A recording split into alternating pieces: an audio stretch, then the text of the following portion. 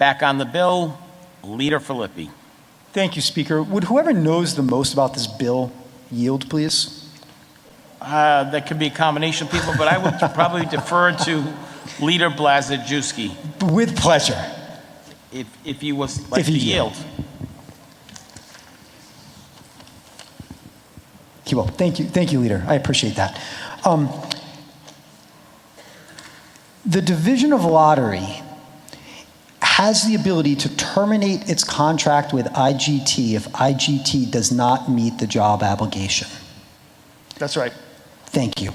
Why does the division not have the same power to terminate the contract with Twin River if Twin River doesn't meet its job obligation? What are you pointing to, Leader Philippi? Thank you. So IGT's ability to terminate the contract for failure, the division's ability to terminate its contract with IGT for the failure to meet the job application is on page 6, lines 11 through 16. And I'll give you a moment. I'm sorry, sir. Oh, keep going. On page 22, it deals with the division's ability to terminate its contract with Twin River. And those are limited and don't include the ability to terminate the contract if Twin River fails to meet its job obligations. So I'm just wondering why. That's not true. So what this legislation does is strengthen obligations in several respects. So the section you're referring to right there, Leader Philippi, enumerates 2 of the areas that we wanted to highlight as the basis to be able to terminate if they don't meet their obligations. However, we always maintain the ability as a contracting party to terminate for breach. And the way we've strengthened that section is to create liquidated damages and auditing and compliance requirements that strengthen our ability to analyze and be aware of and in fact punish and penalize if they don't meet that obligation. So the fact that those 2 are enumerated is a way to just highlight that yes, we can terminate, but there's nothing in the bill that stops us from terminating for failure to meet the employee obligations. Thank you. As you know, Mr. Speaker, the law of contracts is it's kind of a morass, and there's terms of express requirement and non-express requirement and breach, and when a breach can lead to rescission.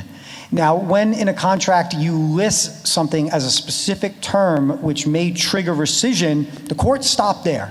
They don't look as to whether it's equitable. They don't look at the balance of the equities between the parties. Is rescission right or not? If the parties say this is an essential term of the contract, and if it's breached, rescission may trigger.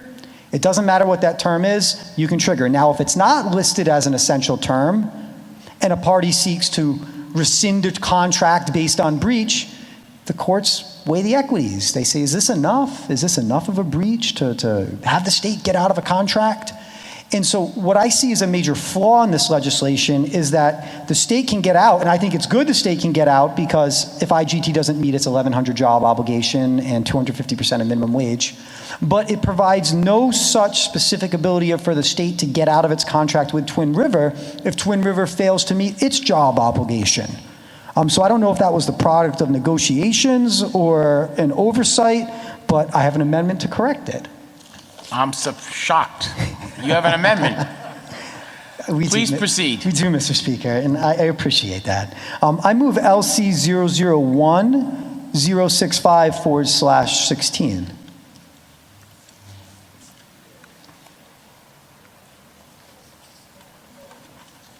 Thank you.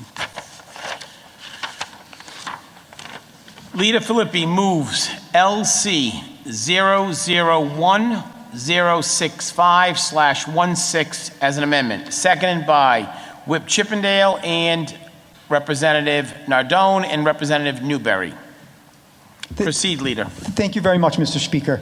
On my back of the envelope calculations, I've kind of determined that... That's a pretty big envelope you have there. Well, when you're talking about $660 million we're paying per job to Twin River, it's got to be a big manila folder.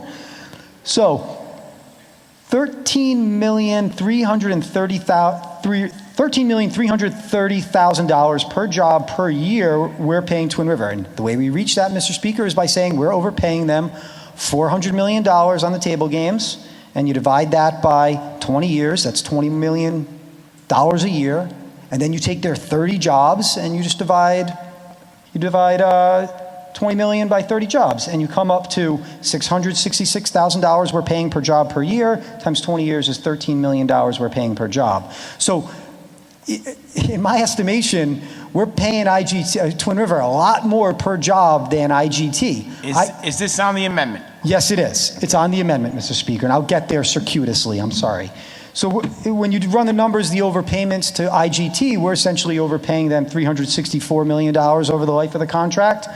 That comes to about $330,000 per job. Divided by 20 years, we're paying IGT about $16,545 per job per year versus $666,000 to Twin River. So I don't know why we're allowing Twin River to get out of its job requirement and not giving the state to rescind the contract like we are with IGT. It doesn't make sense to me. This is a jobs bill. Twin River is promising to create 30 jobs, just like IGT is promising to create 1,100 jobs.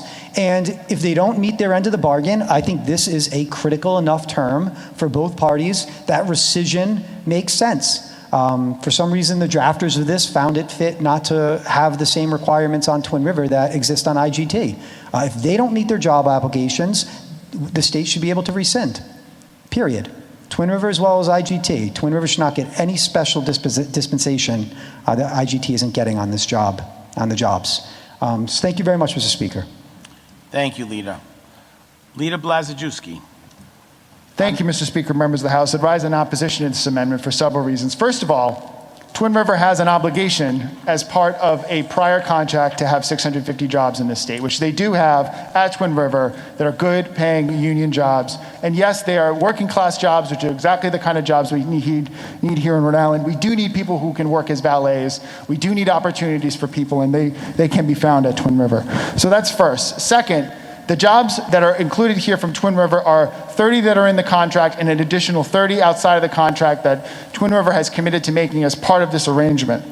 And I would add that the enumerated section, again, this goes back to what I already pointed out to Leader Philippi, highlights two provisions for the purposes of strengthening that area for those two obligations.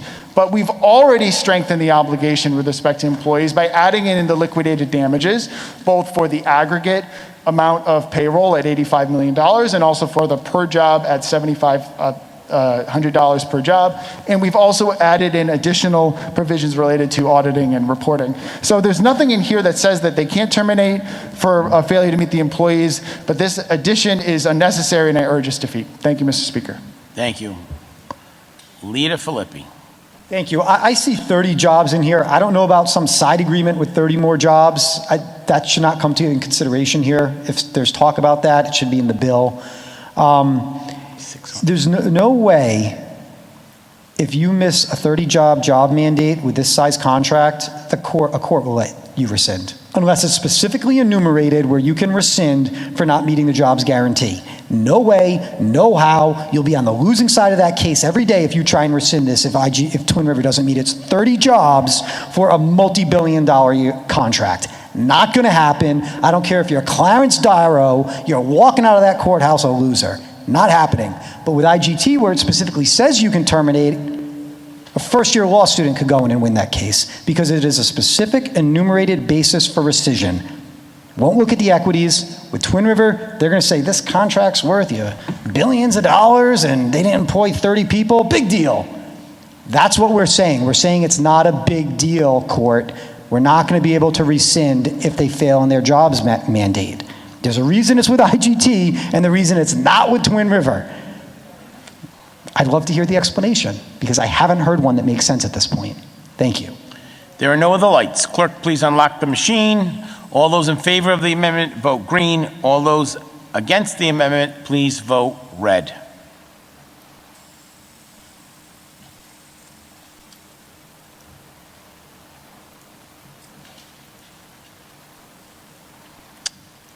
In favor of the amendment, vote green. Against the amendment, vote red.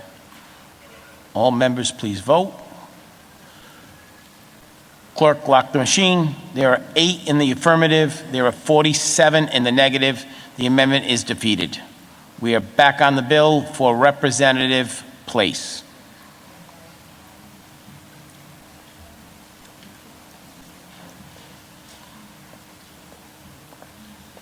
Thank you, Mr. Speaker. A couple of moments ago, when we were talking about the jobs mandates and things like that, one of the opponents of one of our amendments said something along the lines of, this has been being negotiated for the last 2 years. And it led me to, I've been thinking about this. If we could negotiate such a good deal over the last 2 years, obviously I disagree with that, but the majority of this body seems to think otherwise. If we can negotiate such a good deal, what happens if we actually tried to put this thing out to bid and allow folks to come in here and show us what they're willing to give us? What are they going to give us in order to get a piece of our action? So, Mr. Speaker, I would like to move an amendment, if I may. Yes, you may. Can you identify the LC number, please? Let me just confirm real quick. I move LC 1065/5, please. Just a moment, please.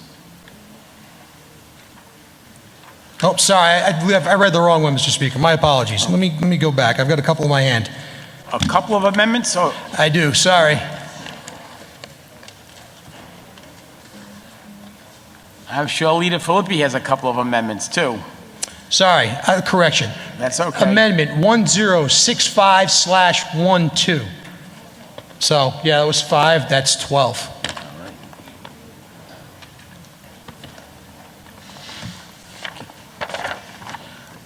Representative Place moves LC 001065/12, seconded by Representative Newberry.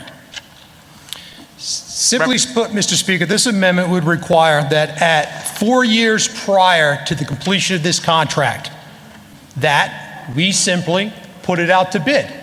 We've heard arguments, the Republicans have been making these arguments for more than 2 years now that this is a no-bid contract, and the counterpoint is recently been, we don't have time. We don't have time. Well, let's fix that. Let's fix that now, so that in the future, those that are going to come after us aren't in the same position we're in now on having to vote on a no-bid 20-year contract.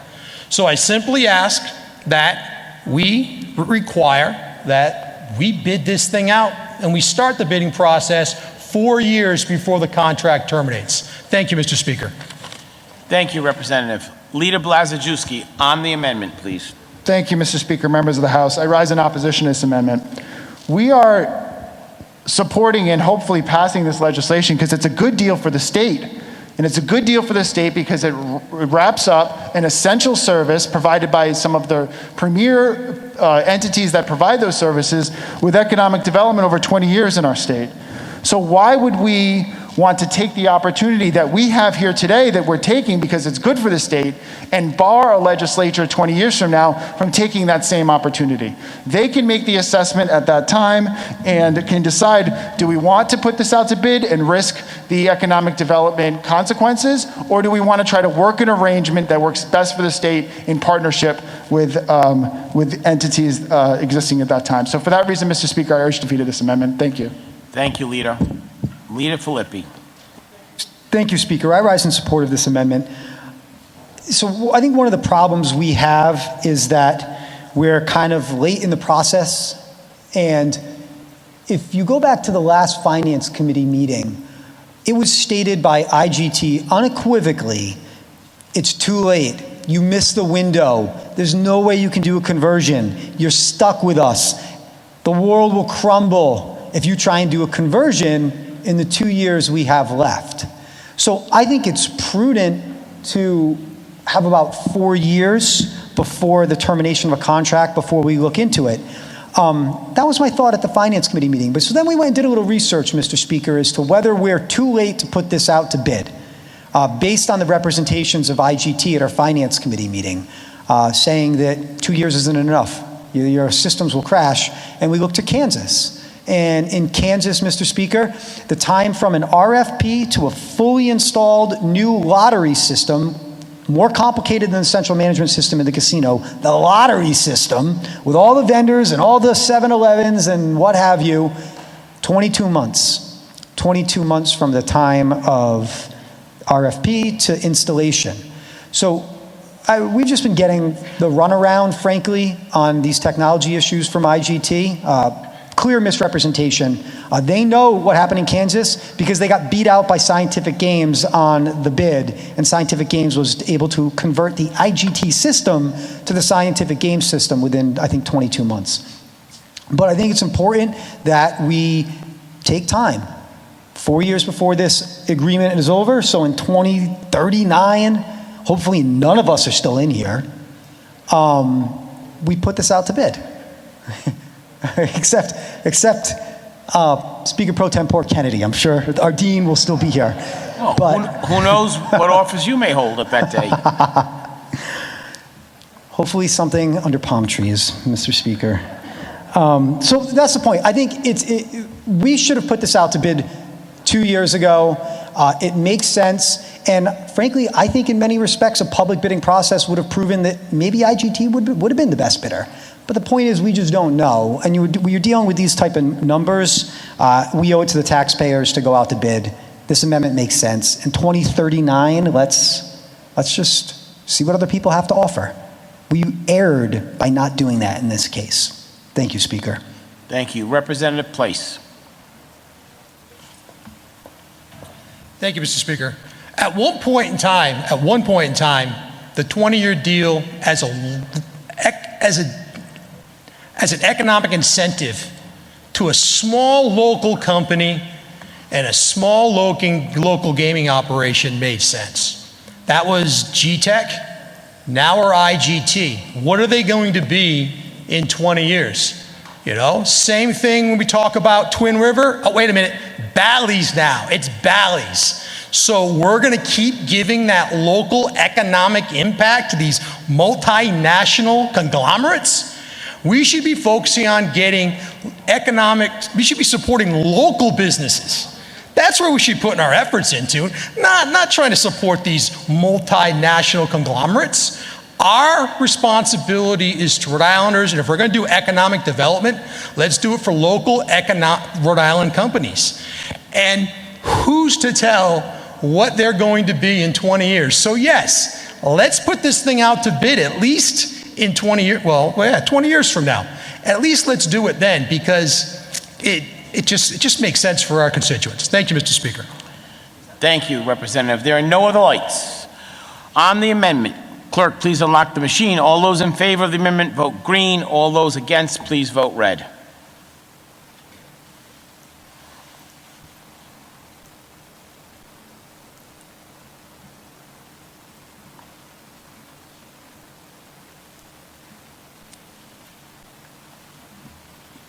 All representatives, please vote. Thank you. Clerk, please lock the machine. There are 6 in the affirmative, 52 in the negative. The amendment is defeated. Back on the bill, Representative Place.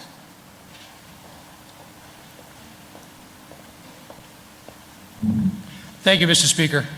As I just got finished saying, the original 20-year deal made sense. It did at one point in time. We were trying to assist a local Rhode Island company.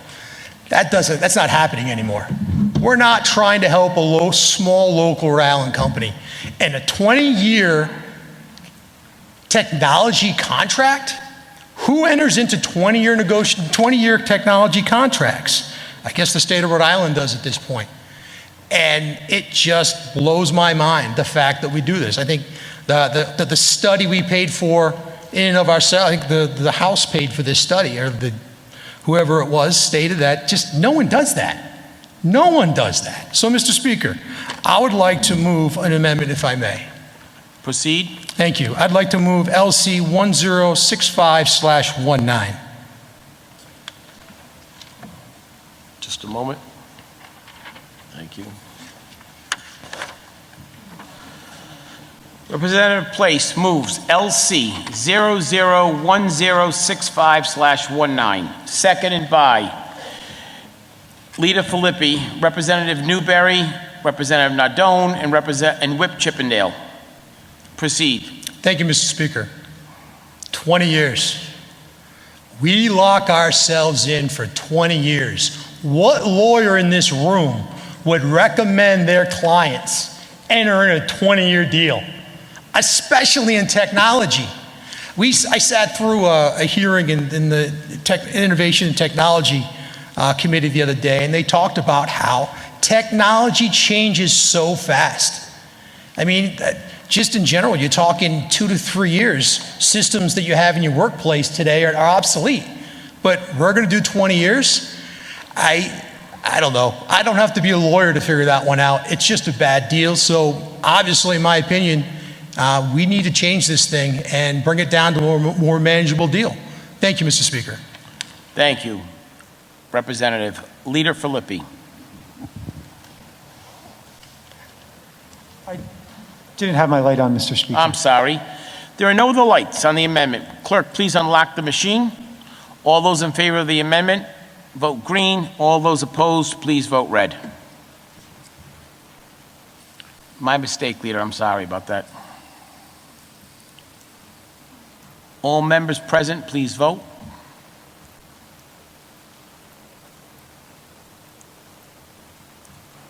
Clerk, please lock the machine. There are 9 in the affirmative, 51 in the negative. The amendment is defeated.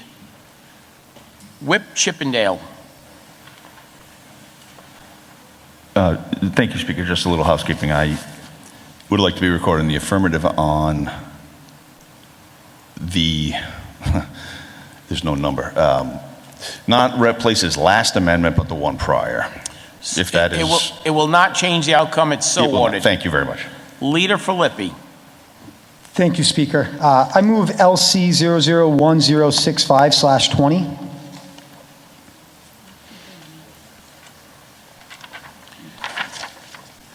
Leader Philippi moves LC 001065/20, seconded by Representative Newberry and Whip Chippendale.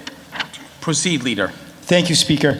With this amendment, we're starting to get into some technical things, and so without my board, I'm going to You're very articulate. try not to bore you, but so IGT takes 9.4% of the income from the video slot machines. That is comprised of 2 different buckets. The first bucket is essentially leasing the state the slot machines. The second bucket is a central management system. We'll get into that later, but this is about the lease, Mr. Speaker. We are overpaying IGT and now the joint venture where IGT and Twin River got together. We're overpaying them significantly to lease machines than if we just purchased them ourselves. If we were to purchase machines ourselves, it will cost us about $26 million per year. To lease machines, we're paying the joint venture $36,400,000 per year. That's an overpayment, Mr. Speaker, of $10,400,000 per year, $208 million in overpayments over the 20-year life of this contract. 90% of machines in VLTs, slot machines in this country are owned rather than leased. Only 10% are leased. And the numbers make sense as to why. The numbers I just laid out. Now, I know there's been some emails going around talking about Maryland. It all went bad in Maryland, it went south. The one example where buying machines didn't make sense, where someone screwed it up. There's hundreds of examples where buying machines has made sense.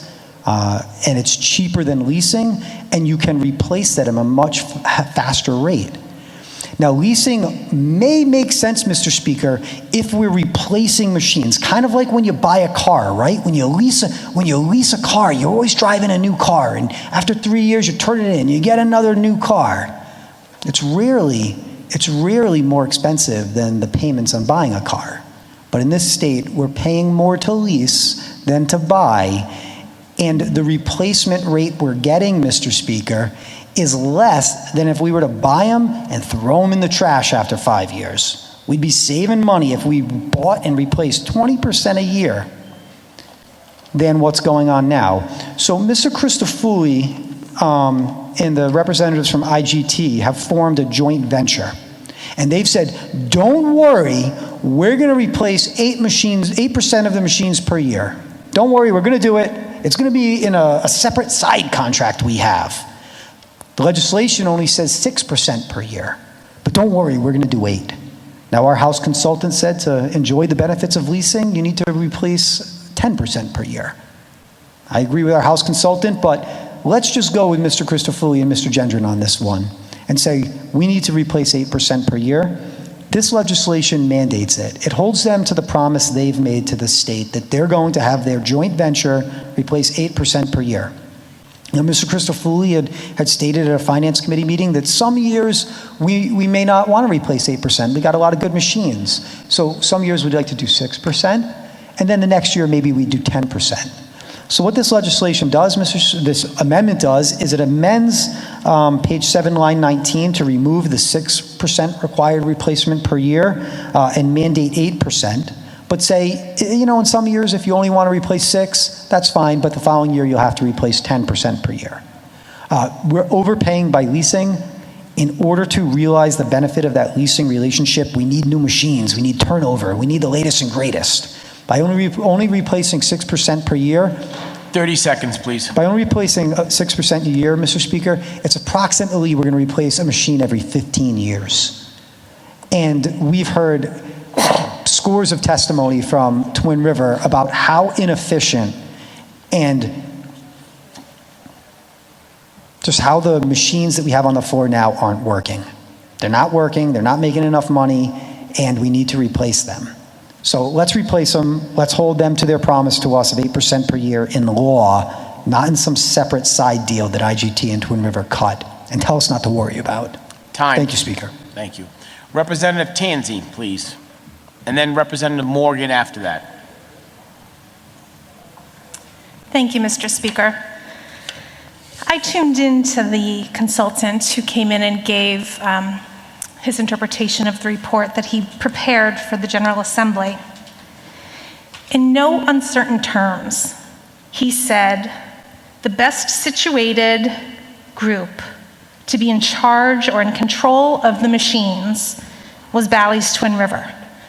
An exact quote that he gave was, "Bureaucrats in Providence selecting machines is not a recipe for success." And that is my firm belief. That was the consultant, someone who is expert. It's in the best interest of Twin River and Bally to give us the highest producing machines. They stand to increase their income by constantly changing out the machines that we have. So based on what the consultant has said to us and based on just the profit margins that they stand to increase, I think we leave it up to them. I think leasing is the best idea. And there's nothing preventing them from changing out 10% if the machines are not performing. There's nothing preventing them from doing a higher number. So I just wanted to point out what the consultant actually said. It was in his firm belief that bureaucrats in Providence selecting the machines is not a recipe for success. Thank you. Thank you, Representative. Representative Morgan, and then Representative Whip Chippendale, please, after Representative Morgan. Thank you, Speaker. Members. Before the lockdown, I used to take my mother gambling at Twin River. Yes, I was that daughter, taking a 95-year-old woman. But she enjoyed it. The problem was that the machines at Twin River were really pretty worn out. There's 2 floors, and then one whole section of the floor were really, really old machines that people really didn't go to very much. And a lot of the machines throughout the area just didn't work well. They were broken in different ways. And then this contract came up, the need to renegotiate it and extend it. And all of a sudden, all the machines in Twin River changed. They were bringing them in, and so that every time we went, it was like whole banks of them were changed, and they were new, and you could tell that people were excited about being at those machines and putting their money into them. It's one of the reasons that I think having a 20-year contract just should be a non-starter for us. It's way too long. But if we are going to give them a 20-year contract, we should be demanding that they change a larger percentage of those machines than just 6%. Because the machines do wear out. Because the gamblers, they get tired of the same old machines and they lose interest. And if they lose interest, they will go elsewhere. This is a big revenue source for our state.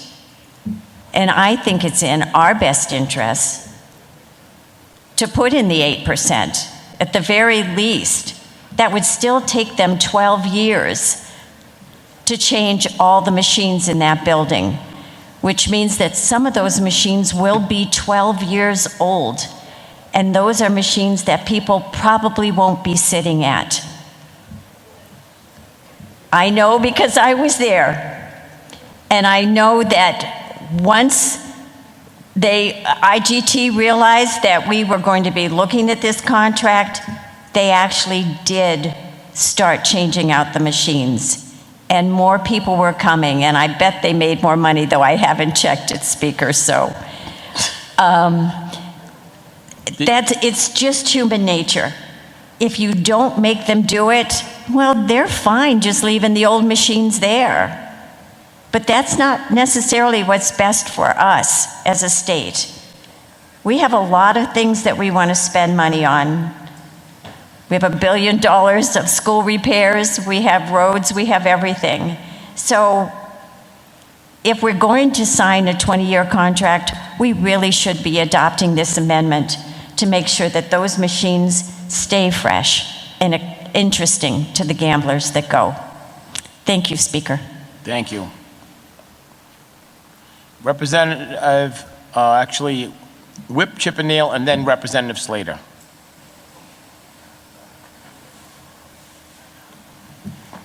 Thank you, Speaker. It was mentioned that the consultants stated that bureaucrats in Providence should not be picking machines. I could not agree more wholeheartedly with that sentiment. In fact, bureaucrats in Providence should not be picking winners and losers, and that's exactly what we're doing here. But to stick on that point, this amendment is not compelling us to pick machines. It's simply increasing the cyclical rate. And as my colleague, Rep. Morgan, just stated, that's what brings people back. Can't really compare Vegas to Rhode Island, but I'm about to. When you're there so often because of whatever trade shows and you're constantly in a casino, you see that it constantly changes, and they have to do that to attract people and to keep people coming back. Machines can go stale, and there can be an economic decision made by the operators up here in Lincoln or throughout the state that it's cheaper to keep her. Keep that machine because we'll make, on the margin we're making, we'll do fine, better than if we had to replace. These are all business decisions. These folks are not stupid, obviously. They've worked this into it. We are simply trying to keep the inventory fresh, as is done across the nation, and I suspect probably internationally. But don't confuse this amendment with us dictating which machines. That's not what this is about at all. And the consultants are 100% correct. This is the cyclical rate. When do we replace them? How frequently? That's all it is. We're forcing, bad word. We're compelling them, same word, different letters, but we're making them keep the floors fresher to keep the people coming in. That's it. That's all this is. Thank you. Thank you. Representative Slater, and then Representative Tanzi, again, for the second time.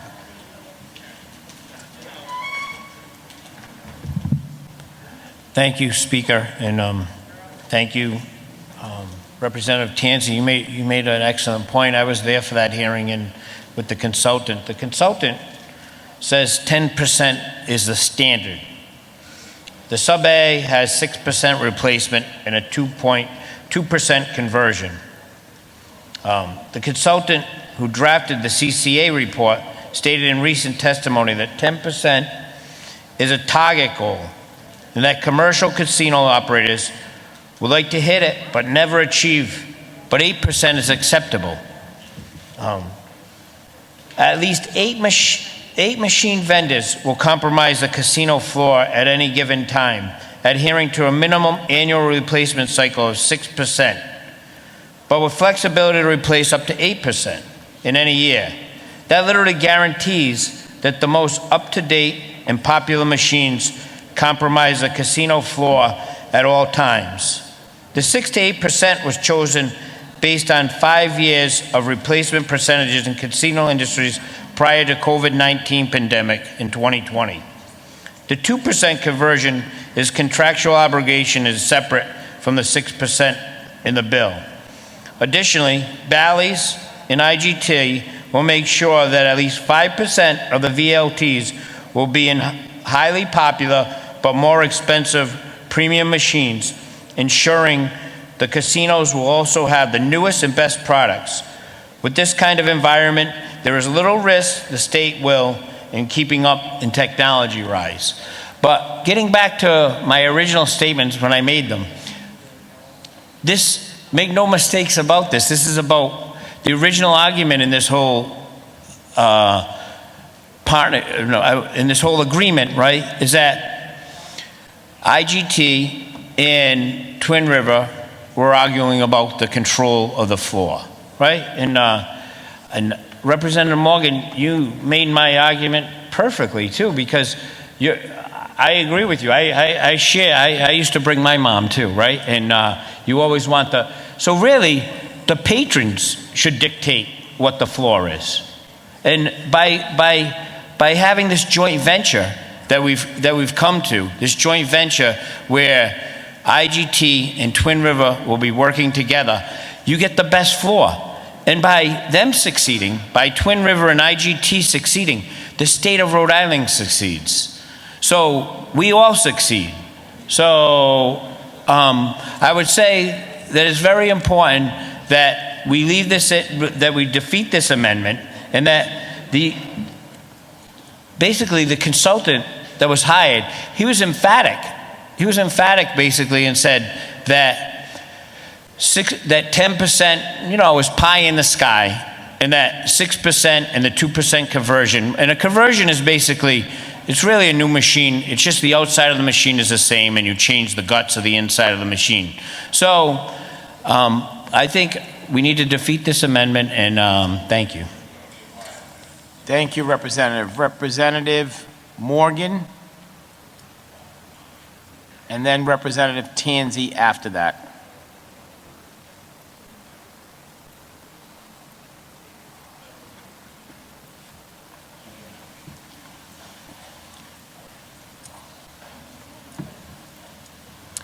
Thank you, Speaker. Thank you, members. Nobody wants to sit at a machine that is 12 years old. They just don't. And the truth of it is, at Twin River, there was 40%, I would think at least 40% of that building that were really old machines, and nobody was sitting at them.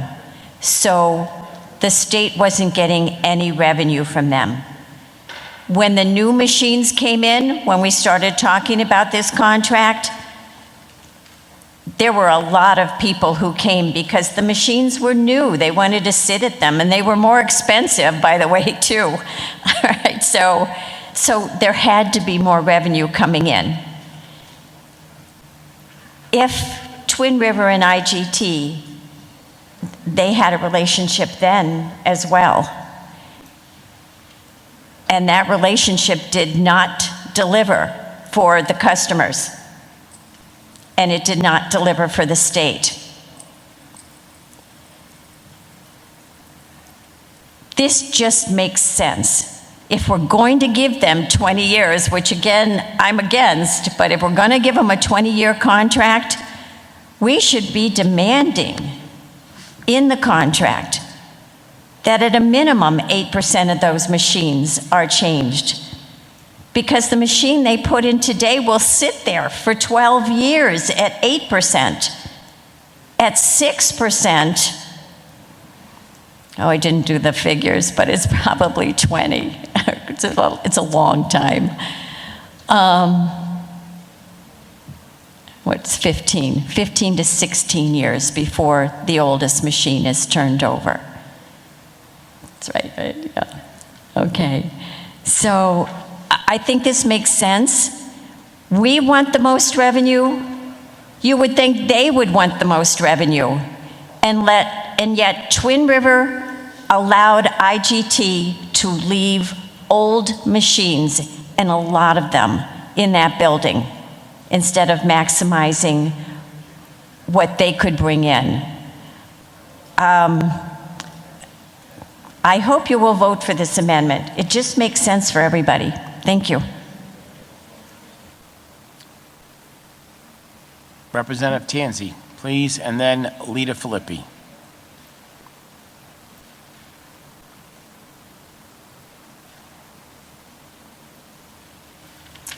Representative Slater really spoke mostly to what I was going to say, but one thing that's different about this agreement from the previous agreement is that we have two groups providing machines.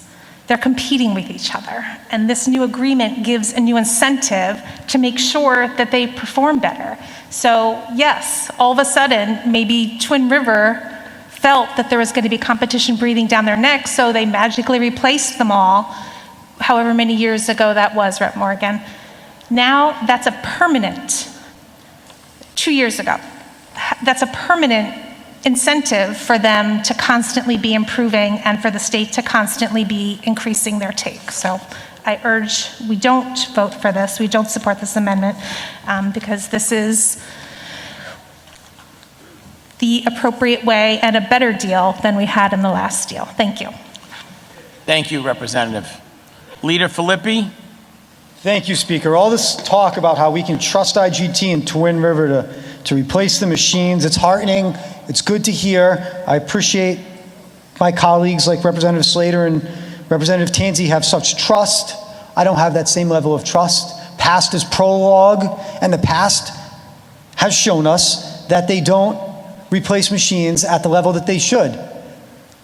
And I would also say all that we need to know to prove that they don't want to replace the machines is located on page 8, lines 1 and 2. That exempts IGT from the efficiency requirements in the years 2023, 2024, and 2025. If we could trust them to replace machines that are old, that stink, that make no money, why are they asking to be exempted from our efficiency rating, the efficiency rating that protects the state, gets rid of the junk? Why are they being exempted? Why are they being exempted for 3 years? They're being exempted for 3 years because they don't want to replace the junk. They're international corporations. They have a lot of other clients. Maybe it makes more sense for Twin River to put the new machines in one of its big casinos it just bought. Maybe it makes more sense for IGT to put some of the machines in one of its hundreds of clients that maybe have a more profitable floor. I don't know. The point is, we're not their only consideration. They've shown in the past they don't want to replace machines. This legislation right here, exempting them from our efficiency protocols, shows they don't want to replace machines. I'm just not as faithful as my colleagues in the altruism of these large international publicly traded corporations. Thank you. Thank you, Leader. Representative Slater.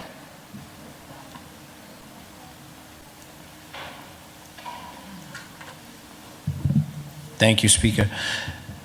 We can't have it both ways, though. You can't say that Twin River is a greedy corporate marauder, basically, and then say that they're willing to basically short the floor and not replace machines so they make the most amount of money for themselves. I mean, they're in this for business. They're in this for business purposes. And the reason, as I said before, was there was no joint venture. There was no working together between them and IGT. So I asked you to defeat it. And also, getting back to what the consultant said that basically you need to have flexibility also. What he said was, you need to have flexibility to meet your neighbors and what other casinos are doing. So, for example, Encore, Bally's, and also Encore and MGM, and also Plain Ridge. You need to be able to meet them. So, a floor of 6% is good, is great, but it could go up to 8% with the. And you need to have that flexibility built in there. So there's no need to replace machines that are high performing. Thank you. Thank you. Clerk, unlock the machine. There are no other lights on the amendment. All those in favor, please vote green. All those in the negative, please vote red.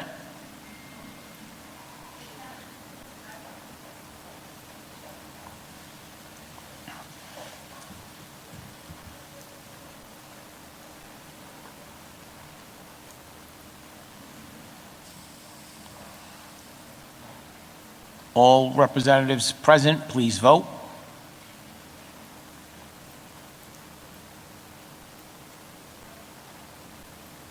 Clerk, lock the machine. There are 8 in the affirmative, 49 in the negative. The amendment is defeated. Leader Philippi. Thank you, Speaker, and we're getting towards the end. I appreciate the indulgence of you and the body. Promise? It depends how end is defined. We're reaching soon the end of the amendments, just to let everybody know. Mr. Speaker, I move amendment LC 001065/15, please.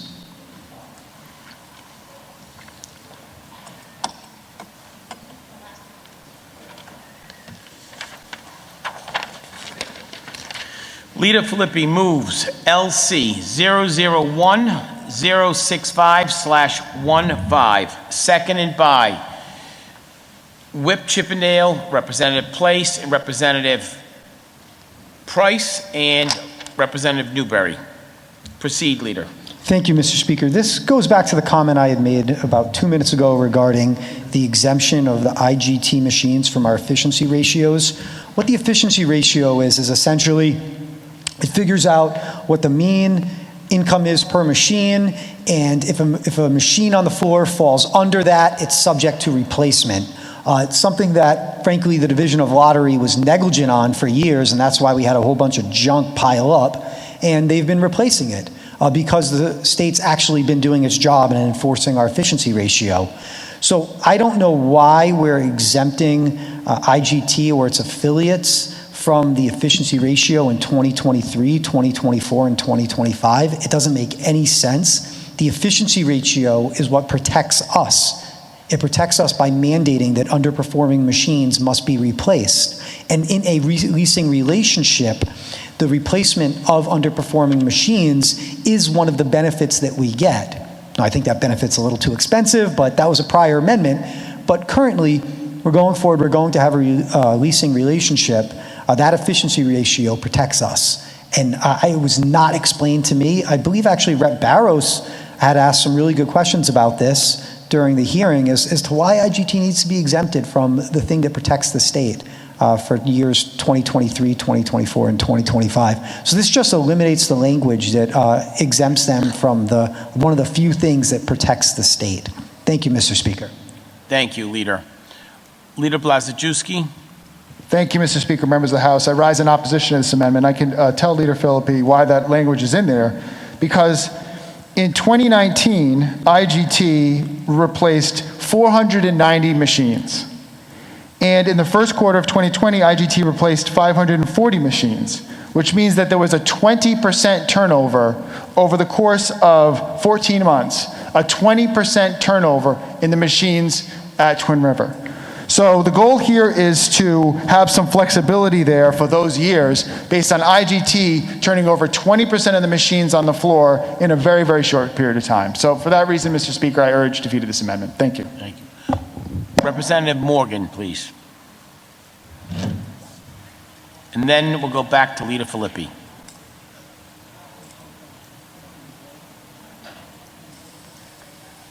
Thank you, Speaker. I have a question. I don't know who answers the questions. Well, why don't you ask it and we'll try to get you the appropriate person. It sounds great. Depends on what the question is. Okay. So if we're exempting them from the efficiency replacement of machines due to the efficiency rating for 3 years, are they still replacing other machines at the 6% rate? Or do they just not replace anything for 3 years and then the 6% begins? I will defer to Leader Blazejewski, who's standing with a microphone, so I think he's the appropriate person to answer.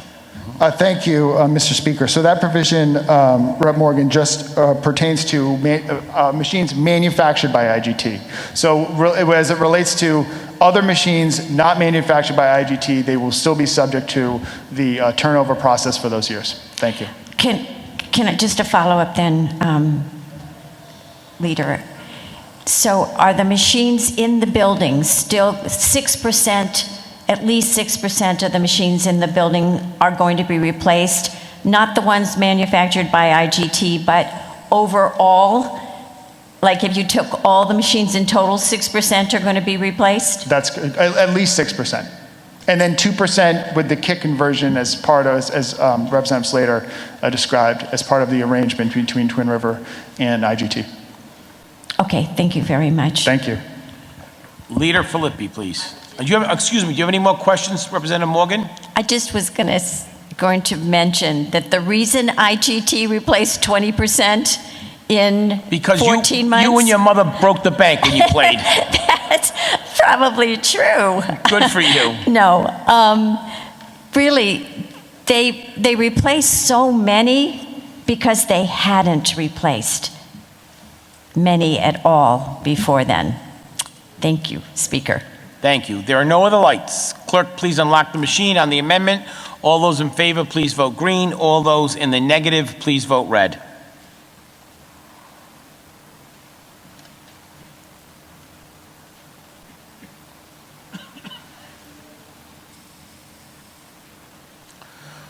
All members present, please vote.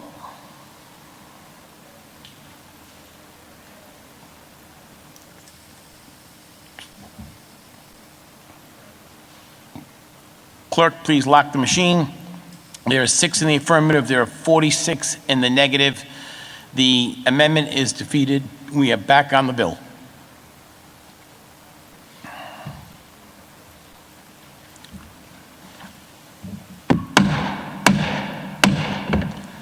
There are no other lights on the bill. Oh, almost. They came close. Representative Newberry, please.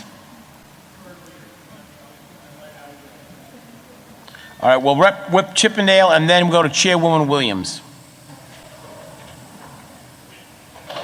On the bill. Thank you, Speaker. Yes, on the bill. So, I think we've had obviously a very long but thorough dissection of certain areas of this extremely complicated matter. And the folks at home watching Capitol TV have probably had their eyes glaze over at this point, and I understand that. So I'm just going to encapsulate or re-encapsulate what we all learned when this issue first surfaced and my objection to it. And I think the objection that, the objection that many of my constituents have shared with me. We are about to supersede our state's purchasing guidelines with this bill. We are not going to competitively or allow this to be competitively bid. Competition, as I've said in all sorts of various topics, competition breeds excellence. It always has, it always will, and as I've also said, we are a free market capitalist society, and competition is what makes the free market work. I will remind my constituents that while it is not specifically stated, the threat of this conglomerate leaving the state of Rhode Island if they're not granted a no-bid 20-year contract still looms over this entire debate. We wouldn't be having this debate if it didn't. It's implied, and it's implied in every aspect of this bill and this debate. I find that probably out of everything the most reprehensible, when we as a state are kowtowing to the threats of an extremely powerful, extremely well-funded organization and their machine of lobbyists and PR folks.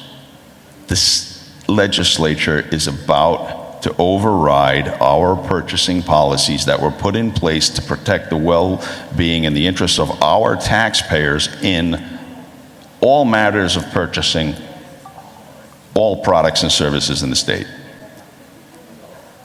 I'm starting to hear additional voices in my head. Speaker, if we could just have order. I appreciate that. Thank you. Please. Sorry, Representative. No, thank you.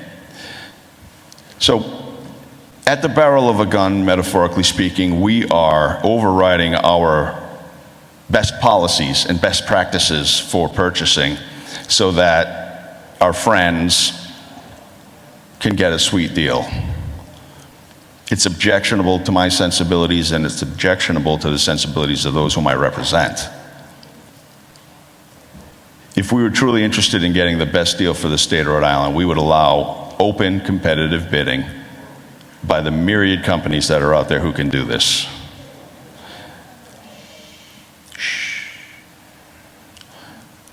We would not be stomping down the good protection of our purchasing policies. We would not be so reliant on a sin tax, if you will, or a vice tax, if you will, that's created through gambling.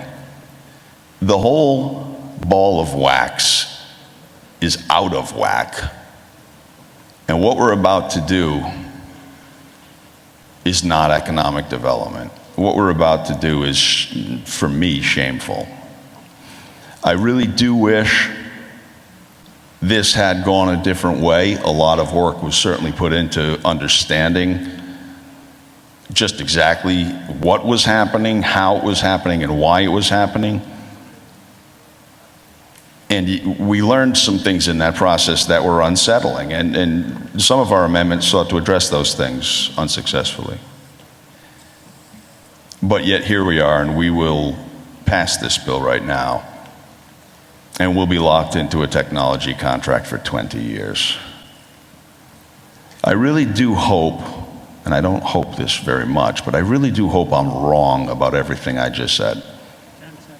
And I think only time will bear that out, but 30 seconds, please. Thank you, Speaker.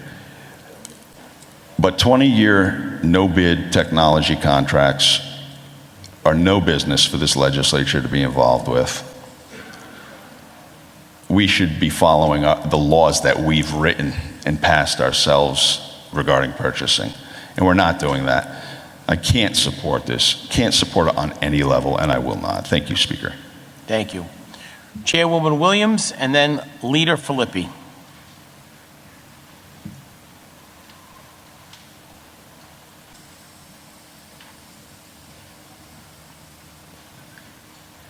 Mr. Speaker and members of this body, I would be remiss if I did not get up and put my footprints in the cement.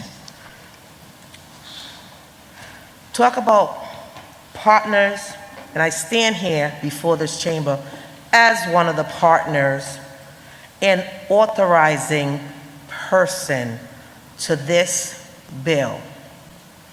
We talk about trust.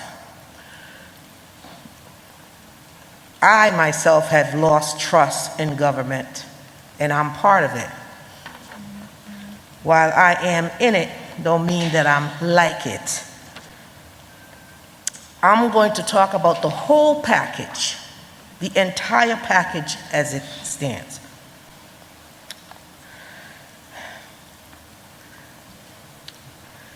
The leader said, nothing has changed for the job requirements.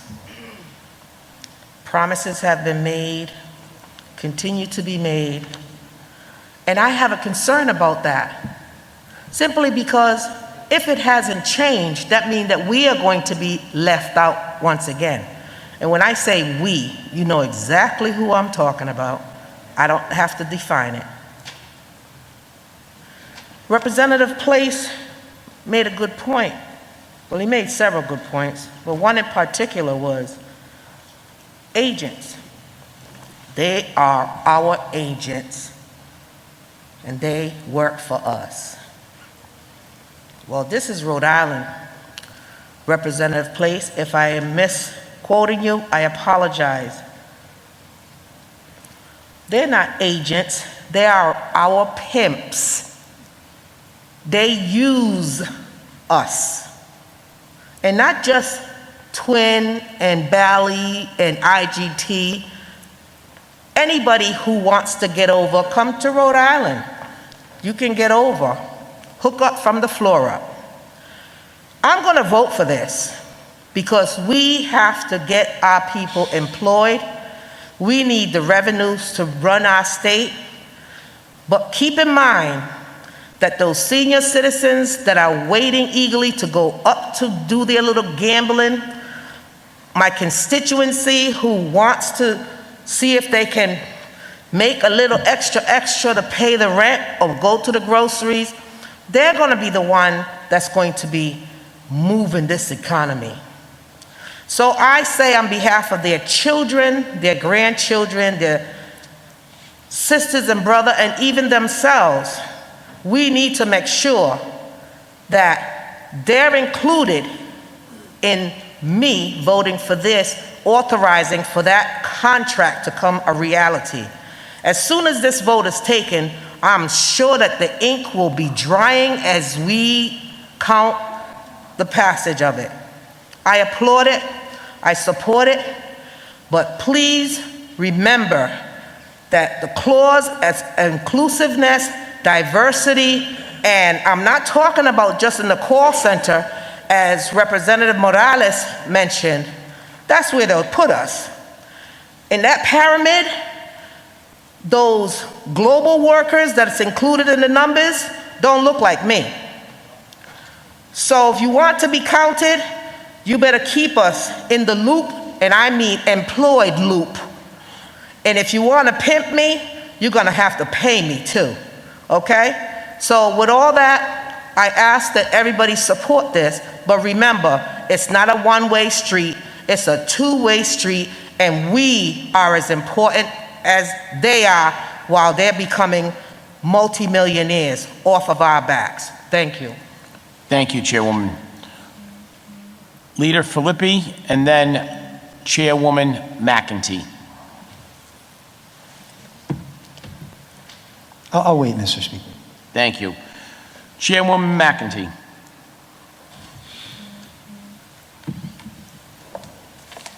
Thank you, Mr. Speaker. Thank you, members of the House. I rise in strong support of this legislation. I just want to make a few comments. First, I want to state that this is not corporate welfare. There are no tax treaties with the towns of Lincoln or Tiverton. There's no grants from Commerce. But this bill is about economic development and job protecting and creation. As chairwoman of small business, I hear constantly, jobs, jobs, jobs. How do we get people back to work? Good paying jobs, and that's what we're talking about here today. I understand that this bill will even rev up the minimum wage, so I believe it's going to go 1 year faster than the bill we even passed just last week. So that again will get people on the track to well-paying jobs. And the main thing I'm hearing tonight is we are protecting our third largest tax revenue to the state of Rhode Island. And we need to do that. And we're doing this in this bill is great because look around us. We've got Connecticut, we've got Massachusetts. The competition is fierce. We have to protect what we have here in Rhode Island. And I want to thank you, Mr. Speaker, for crafting this bill and for getting more money for the state of Rhode Island and for creating new jobs and helping our economy to grow. So here's to you. I urge all of us to vote yes on this bill. Thank you, Mr. Speaker. Thank you. Representative Newberry and then Representative Amori.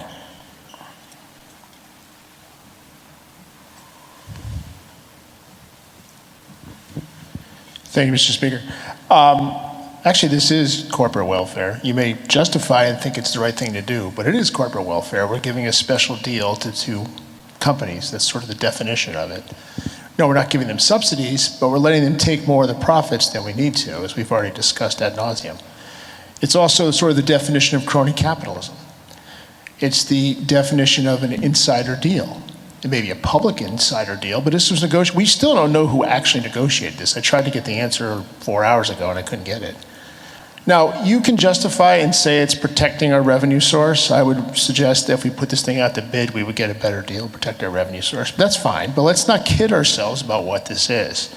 A lot of people in this room have signed their names onto bills this year to increase taxes. Now, you all know that I think we take in too much revenue in this state and we spend too much.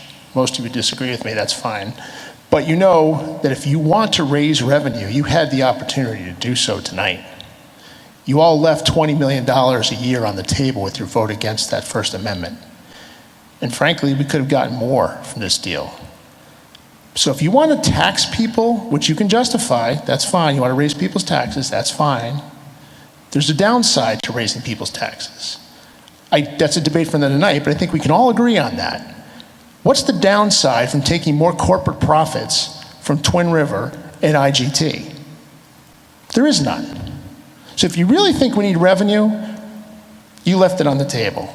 And everyone in this room who ran a campaign or defeated someone complaining about insider deals, crony capitalism, corporate welfare, and everything else, if you vote for this, I don't know. I mean, it doesn't sound like the campaign you ran. That's all I have to say. It's a bad idea. You can justify it as Rep. McEntee just did. There's not much more to say. Thank you. Thank you, Representative. Representative Amori. Thank you, Mr. Speaker, members of the House. I'm going to vote for this bill today. I've been in these hearings time and time again. I read the Christensen report and I saw the movie. And I think that Leader Philippi might suggest that the movie fell short of the report. One thing we learned from the Christensen consultant was that when he was questioned before us, it was pretty clear through what he said that the deal that had been struck, the negotiation that had led us to this point, was pretty fair and reasonable. Even on the 20-year contract, the report calls that a low risk. So I'm going to look at this a little differently than my colleagues who I respect, and I think this process has been good for the final product, and I credit Leader Philippi with that. The answer, Rep. Newberry, is the administration, the former administration, negotiated this deal. It was then put before us. We had issues with it. The leadership in the House and Senate got involved in the negotiation of this deal. You indirectly, Leader Philippi, were involved in the negotiation of this deal, even though you may not have been at the table with the parties. I think some of what we see here today is a result of you pressing on certain issues, including what the floor looks like. Look, a no-bid contract. Of course, our constituents hear that, and we hear that, and we say, what is the value of that? Well, I would suggest that you lose your leverage in these negotiations once you go to a bid contract. And I want to remind the members in this room that we had a bid on sports gaming, the largest growing piece of the pie, and there was only one bidder, IGT. So, is this a perfect deal? There's no perfect deal. Is this something I'm comfortable with that is not an insider deal? Yeah, I think it went through a process. I think it became a better deal. I think we all have aired all the possible problems with it. And I think people are comfortable making a vote on it now, either way. And I think people have legitimate reasons to do so. Thank you, Mr. Speaker. Thank you, Representative. Chairman Abney.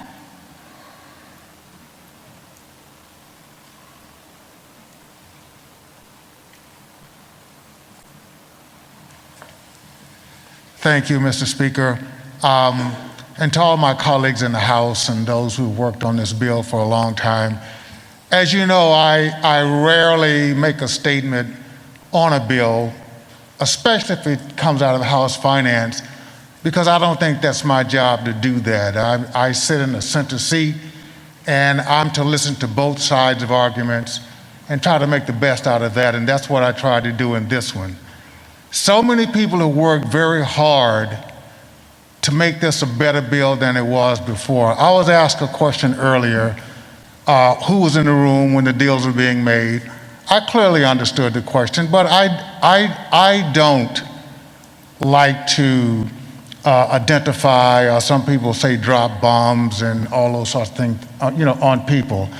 This has been over 3 or 4 years in the works. It did not start with us.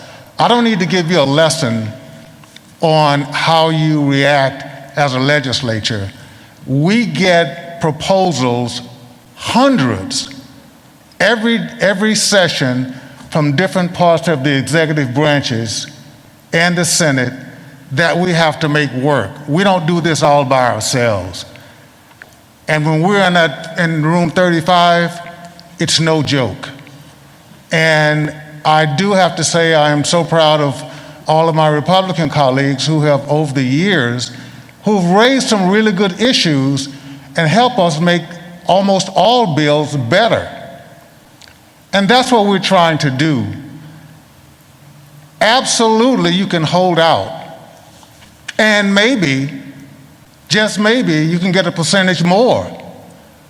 But my job is to make sure that the 1/3 of the resources that we get from wherever it comes from, if it's legal and if it's been working, to make that happen, because we have so many people in this state who rely on the decisions that we make here. And this debate has been great. But at some time in your lives or your careers, you've got to think of the big whole, the good of the whole, rather than trying to prove one point that you can say, yeah, I got you. That's not my style. It never will be, but it is to get things done. If we don't do that, and we should do it with debates like this, but if we don't do that, we're not doing our jobs except to have people think we're much smarter or no more than everybody else. When you're putting deals like this together, it's difficult. But in the end, if you work together, it works for the good of the whole. And I'm so proud of all of the people who've worked on this over the years, whether you were Republican, Democrat, Independent, the Senate, the executive branch. It's not perfect, but I don't know what is in this life that's absolutely perfect. But I do know what's good is that we will have 1,100 people who will have jobs. And we'll have hundreds of young or old construction workers building the Twin River issue out there, and it's great. We will have square footage in the city of Providence where offices will be operating from. Those are tangible things. Again, it's not perfect, but I do believe it's what we were sent here to do, is to make a difference and not just to talk all of the time. But we do that, and I think we do it well, because we argue with each other as a body, and I said this 7 years ago, but at the end of the night, we all come out with a product that, whether you like it or not now, you know you've put your best foot forward to try to help our citizens in this state. Thank you, Mr. Speaker. Thank you, Chairman. Leader Philippi. Thank you, Mr. Speaker. And I appreciate Representative Amore and Chairman Abney's comments, but I feel I made things worse.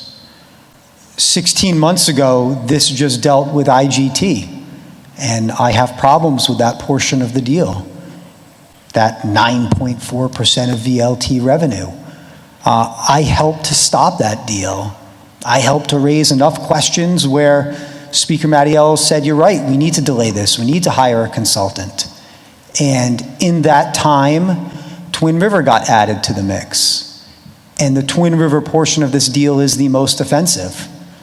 So I'm not heartened by the comments. I feel that I took part in a process which made things worse. I would much rather right now just pass the IGT portion and not extend Twin River's agreement for another 13 years, an agreement that expires in 2030. I don't know why we're doing it now, other than they see an opportunity to extend that agreement. So I feel that I made things worse, and I'm sorry for that. Thankfully, this body isn't the last word. All that we're doing is authorizing the executive branch to enter into contracts that contain these provisions. I hope that Governor McKee makes things better in a contract. I hope he hears or heard the arguments we had tonight and saw the major flaws that have been brought forth, flaws that don't benefit the taxpayer of the state of Rhode Island. I hope the governor looks at the table rate that Twin River gets and realizes that there's $20 million on the table a year that we're not getting. I hope he looks at the VLT leasing versus buying and realizes that we're overpaying by approximately $220 million a year to lease machines, and we're not getting a sufficient replacement rate. 6% doesn't work.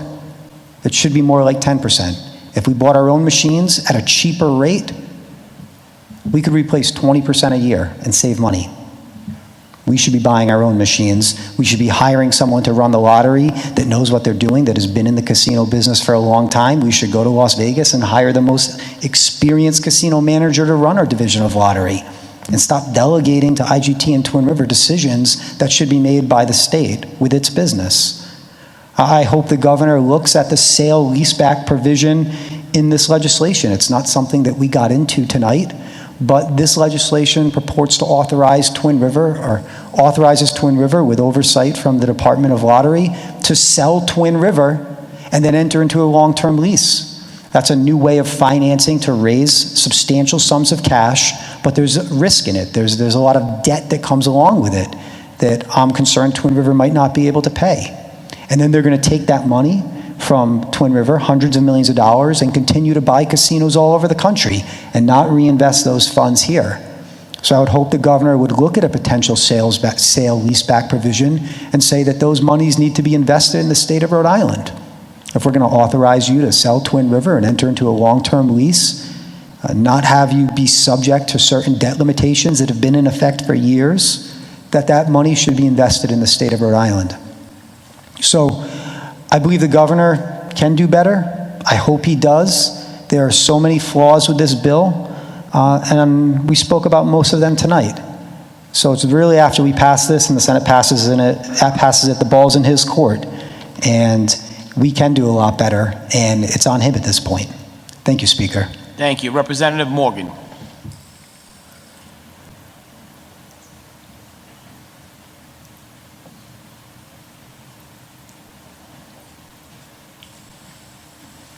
Thank you, Speaker.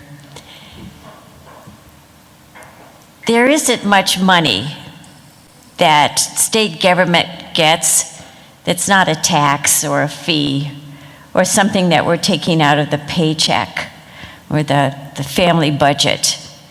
This is one of them that's not coming out of our constituents.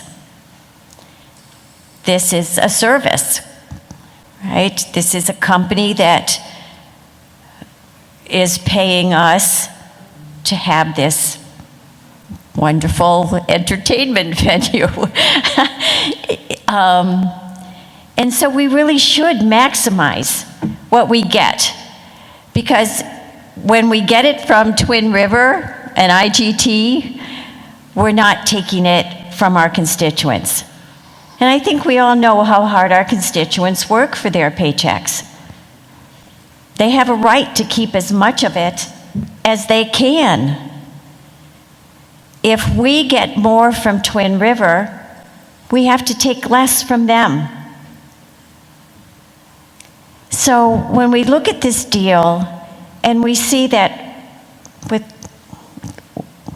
if it was at a competitive bid, there's a high likelihood that we might get 150 million more, 200 million more.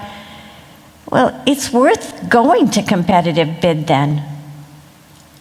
Because the more we get from Twin River, the less we have to take from the people who depend on us to make good decisions for them, to represent them well. I think the amendments have demonstrated to you some of the real flaws that are in this agreement. And the biggest flaw is that we are not maximizing the amount of money that we get from Twin River. And when we don't maximize that money, we will have to turn to taxes and fees. And that hurts the people that vote for us. So I hope you turn this down. I'm not hopeful. I'm not hopeful, Speaker. But that's why we would do it. Because we aren't maximizing the amount of money that Twin River can provide to our state. And when we don't do that, the people who get up every morning and hit the road so they can make a paycheck, they're the ones who get hurt. Thank you, Speaker. Thank you, Representative. There are no other lights. Clerk, please unlock the machine on the bill. All those in favor, please vote green. Any opposed, please vote red. I want to remind everybody that we have other items on the calendar, because I can see people getting ready to take off. We have several items left on the calendar. Leader Blazejewski, please. Thank you, Mr. Speaker. Pursuant to Rule 47 of the House Rules, I proxy votes in favor of item number 3 from the following representatives: Felix, Knight, McLaughlin, Perez, Solomon, Tabone, and Rep. Stephen Lima. And I have a proxy vote against item number 3 from Rep. Lombardi. And Mr. Speaker, while I'm doing this, I'd like to also have Representative Stephen Lima recorded in the affirmative on item number 1 and in the negative on item number 2. I had the proxy vote but neglected to pass it along, and it will not change the outcome. So ordered on that. Thank you, Mr. Leader Speaker. Leader Philippi, please. Thank you, Mr. Speaker. Same request in the negative for Representative Roberts and Quattrochi, please. Thank you. Clerk, please lock the machine. There are 60 in the affirmative, 11 in the negative. The act shall prevail. Thank you. Clerk, next docket item, please. Item number 4, number 5016. Chairman Hull. Thank you, Mr. Speaker. Okay, phew. House Bill 5016 comes from Representative Slater. This bill from Representative Slater includes the real and tangible property tax of the Providence Community Health Centers, a Rhode Island domestic nonprofit corporation located in Providence, on the list of properties exempt from taxation. The City Council resolution in support of this measure, and I move passage. Chairman Hull moves passage, seconded by Representative Phillips, Leader Blazejewski, Chairman Abney, Representative Agello, Representative Slater, Whip Kazarian, along with Chairwoman Diaz and Representative O'Brien and Floor Manager Edwards, Chairman Hull. Any other seconds? Chairman Corvesi also seconding. Representative Cardillo seconding. There are no lights. Clerk, please unlock the machine. All those in the affirmative, please vote green. Any in the negative, please vote red.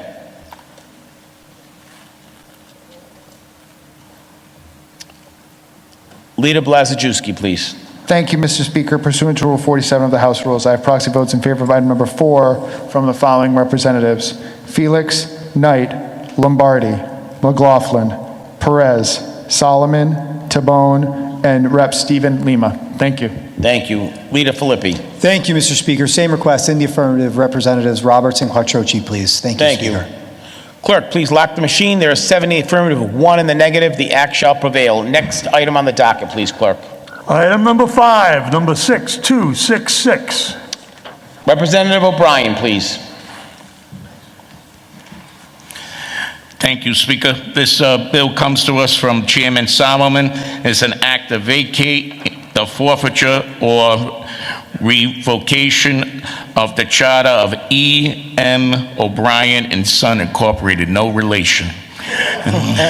Thank you. I move passage.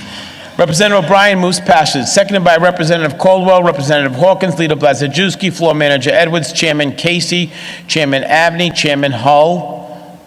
There are no lights. Clerk, please, also Representative Cardillo also seconding.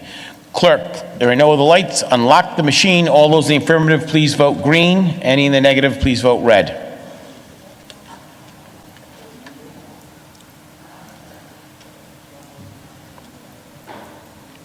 Leader Blazejewski. Thank you, Mr. Speaker. Pursuant to Rule 47 of the House Rules, I have proxy votes in favor of item number 5 from the following representatives: Felix, Knight, Lombardi, McLaughlin, Perez, Solomon, Tabone, and Stephen Lima. Thank you. Thank you.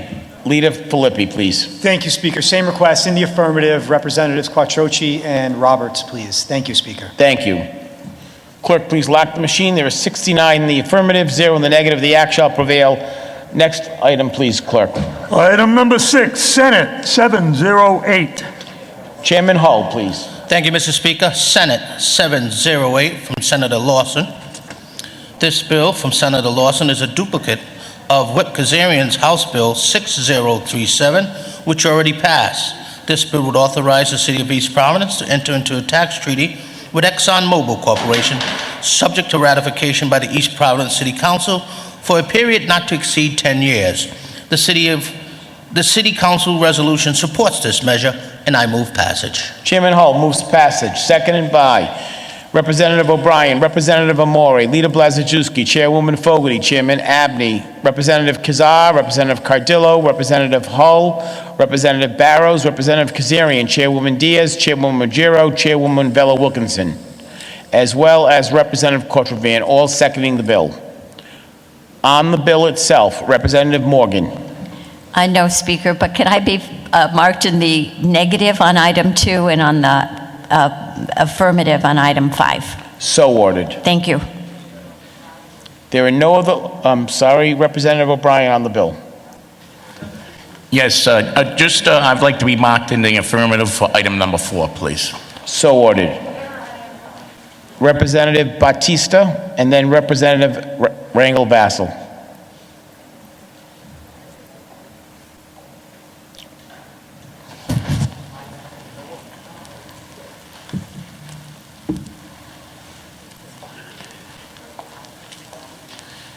Thank you, Mr. Speaker. I had to step out briefly. Can I please be marked in the affirmative on the IGT vote? So ordered. Thank you. Thank you, Representative. Representative Rangel Vassal, please. Same request, Mr. Speaker. So ordered. Thank you very much. The last item on the calendar, there are no other lights. Leader Blazejewski, any proxies? Thank you, Mr. Speaker. We haven't voted yet. Oh, unlock the machine. That's why we haven't done proxies yet. It's been a long night. Unlock the machine. All those in favor, please vote green. Any in the negative, please vote red. I get tired too up here, trust me.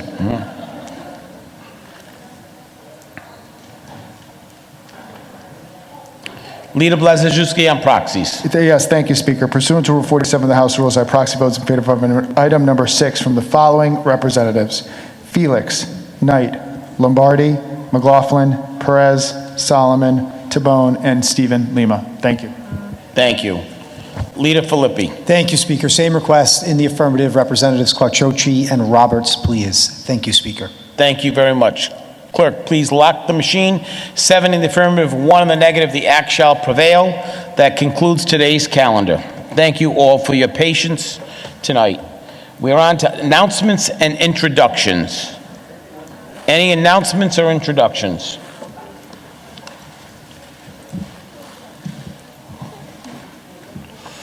Representative Amore, please. Thank you, Mr. Speaker. Announcement, please. Proceed. Mr. Speaker, the Finance Subcommittee on Education meets as soon as the members can get to room 35. Thank you. Thank you very much, Representative. Representative Norrie.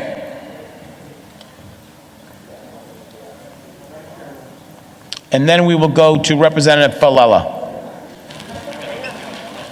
Thank you, Mr. Speaker. Could I be marked in the affirmative on item number 1?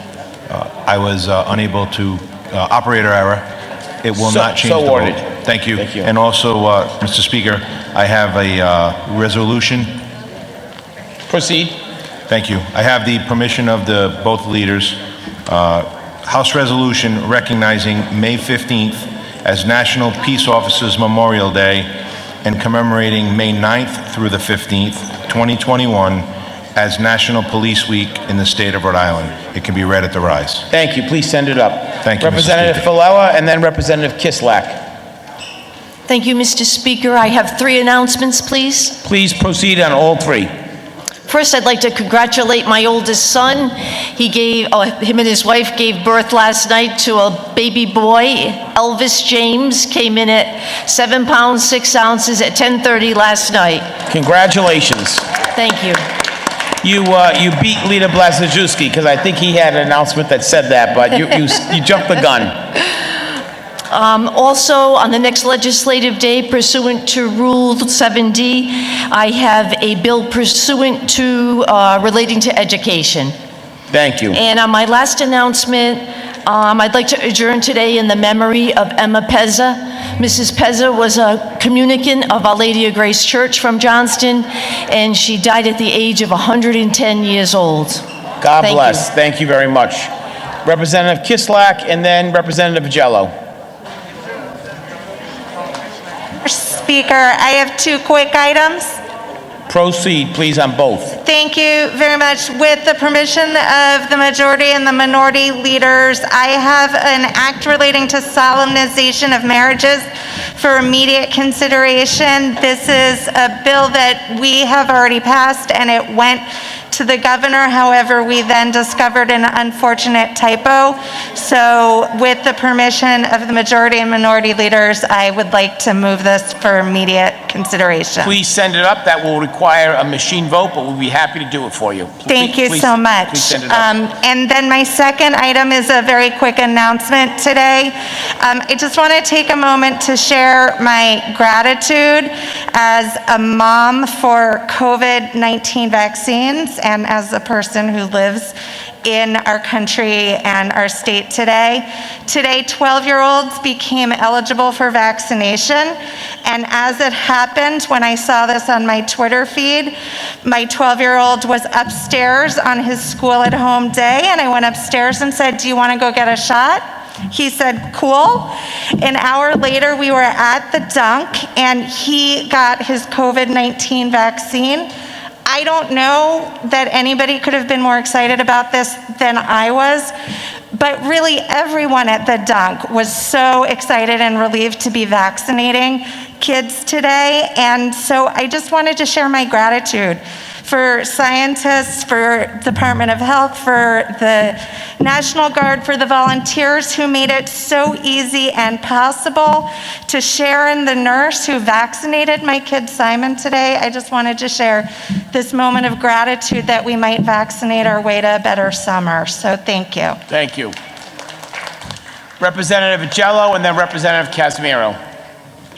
Thank you, Mr. Speaker. I was in my seat and I was meaning to vote against the First Amendment on item 3, but my machine malfunctioned and you closed the board before I could vote. I would like to be recorded in the negative on the First Amendment on item 3.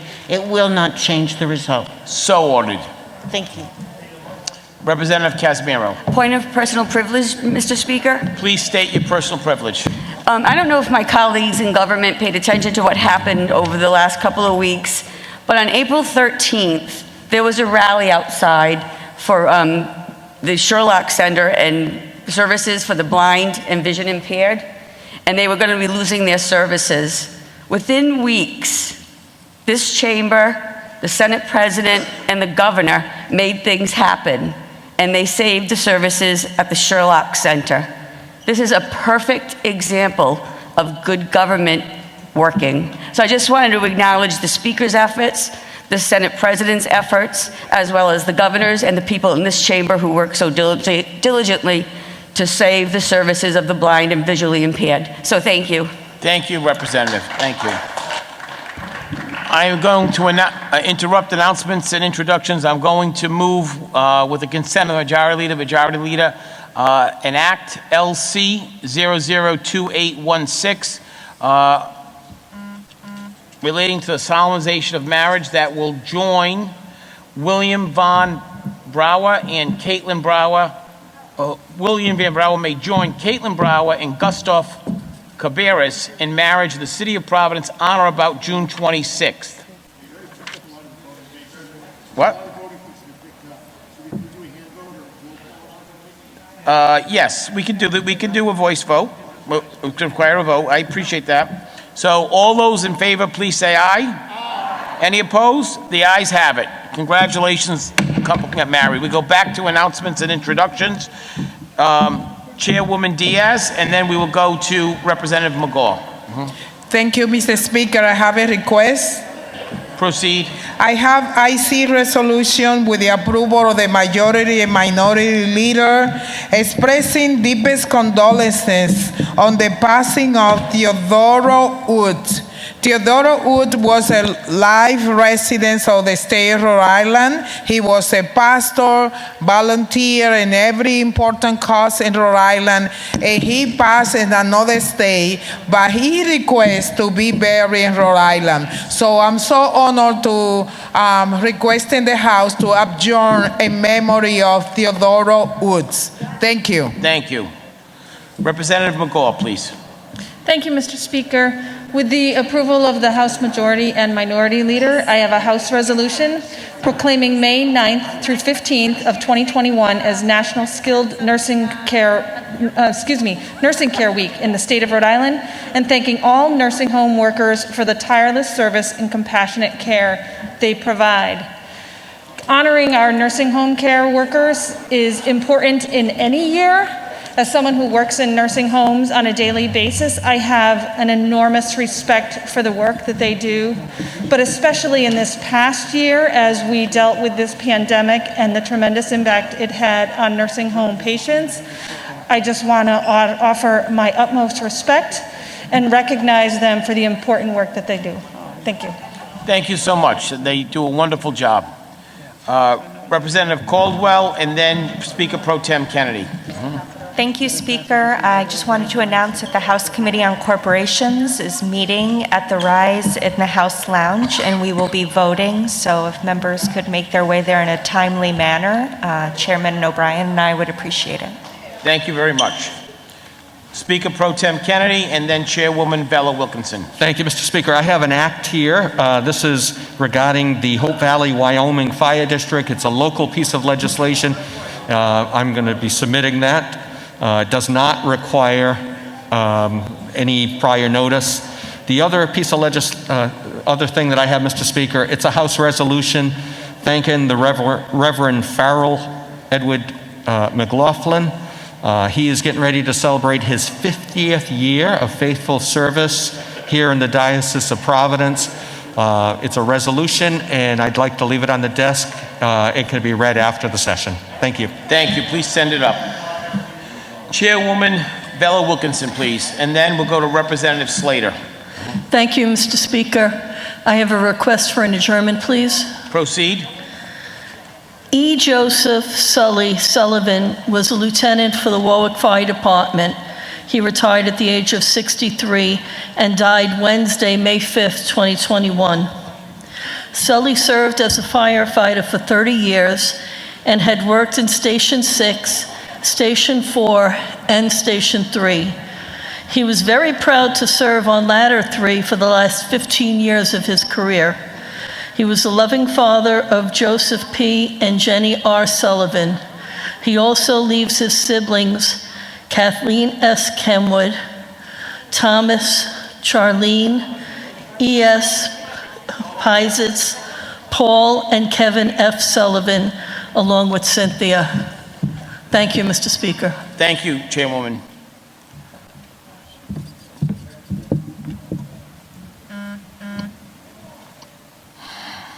Representative Slater, please.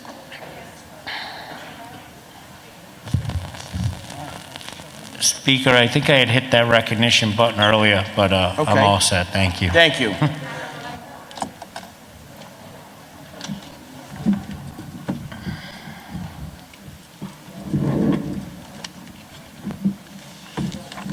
I have a resolution brought to us by Representative Diaz, second by many others, expressing deepest condolences on the passing of Theodore Woods. All those in favor, please say aye.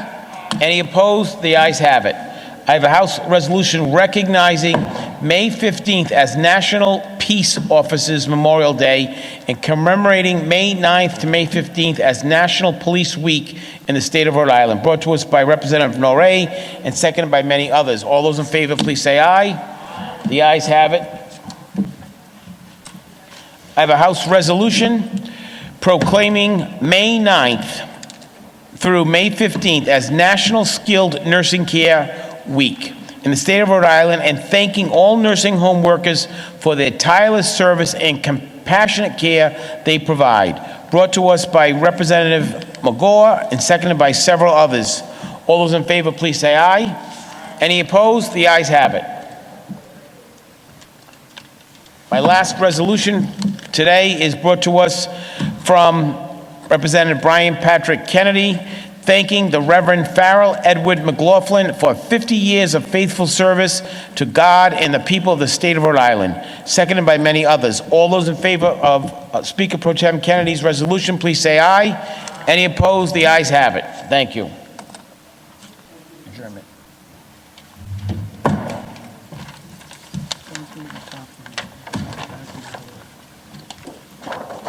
Is there any objection to transmitting all matters on the clerk's desk to the Honorable Governor, the Honorable Senate, and the Secretary of State forthwith? Hearing none, so ordered. Leader Blazejewski moves that the House adjourn in memory of Allison Fracassa, Lieutenant Joseph Sullivan, Emma Pezza, and Theodore Woods. Seconded by Leader Philippi. All those, please stand for a moment of silence.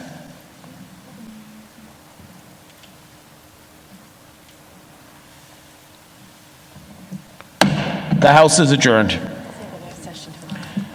Just a reminder, for those of you who are still here, we do have session tomorrow.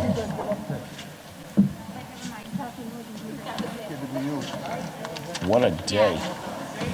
Hey, Larry, he didn't say it. I don't put it in, or should I put it in anyway? No, I wouldn't put it in. Okay. You told me? No. Send the email. Stacy. We're not going back.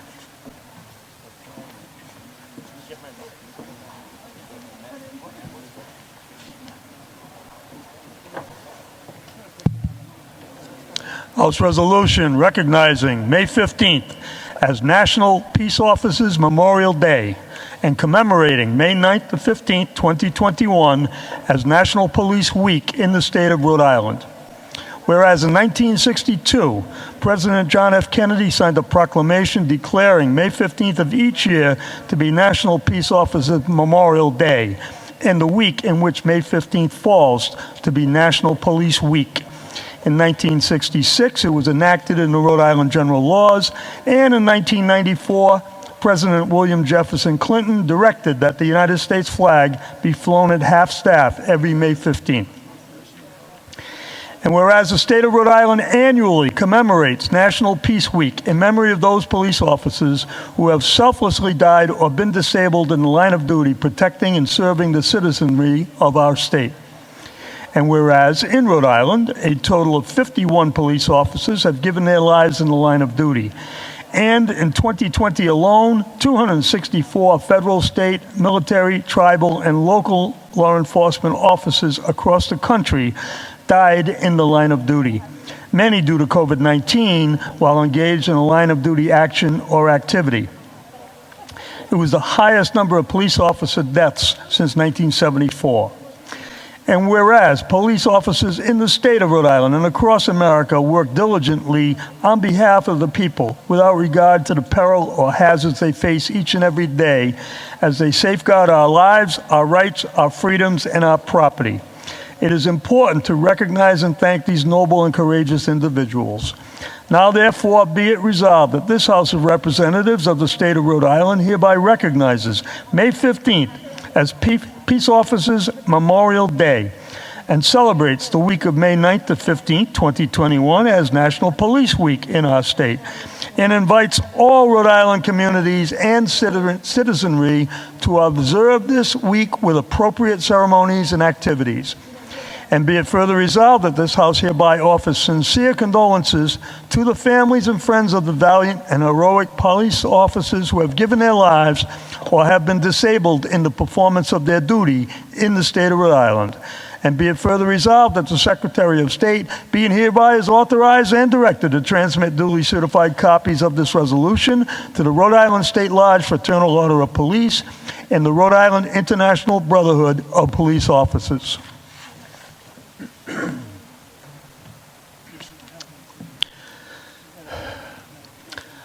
House resolution expressing deepest condolences on the passing of Theodore Woods. Whereas Theodore Ted Woods, formerly of Providence, was the son of the late Ethel and Jesse Woods, his beloved husband of Constance Jones for 56 years. And whereas Mr. Woods grew up on Benefit Street on the east side of Providence and later on Federal Hill. He attended Providence Public Schools and graduated from Central High School. He was a stellar and recognized youth athlete in sports of baseball, basketball, and football. And whereas after high school, Mr. Woods enlisted in the United States Air Force for 3 years, then re-enlisted in the United States Army for an additional 3 years. He was a Vietnam War veteran and served our nation with honor and distinction. After being honorably discharged from the United States Army, Mr. Woods proceeded to work for the United States Post Office, serving for 28 years until his retirement in 1995. And whereas Mr. Woods was a devoted volunteer throughout his life for many organizations throughout the city of Providence. He served the city as a bus monitor, fundraiser for youth sports and activities, as a coach, Santa Claus, and a youth advocate and mentor. He was a special part of the Bishop McVinney Elementary and Middle Schools, especially when his daughters were students at the school. And whereas Mr. Woods leaves behind a distinguished legacy as a coach of both boys and girls basketball in several different leagues. He won his first Rhode Island State Championship as a boys middle school basketball coach in the 78-79 season. He also received numerous awards and honors while serving as a coach, athletic director, and volunteer. And whereas Mr. Woods returned to public service when he was recruited by the city of Providence to join the city's recreation department and lead their after-school programs. He represented the city on numerous youth-oriented boards and civic programs. He also served as an assistant director of the Sackett Street Recreation Center and was heavily involved in the Kids Cafe after-school snack program. He also supported programs at many of the city's other recreation centers.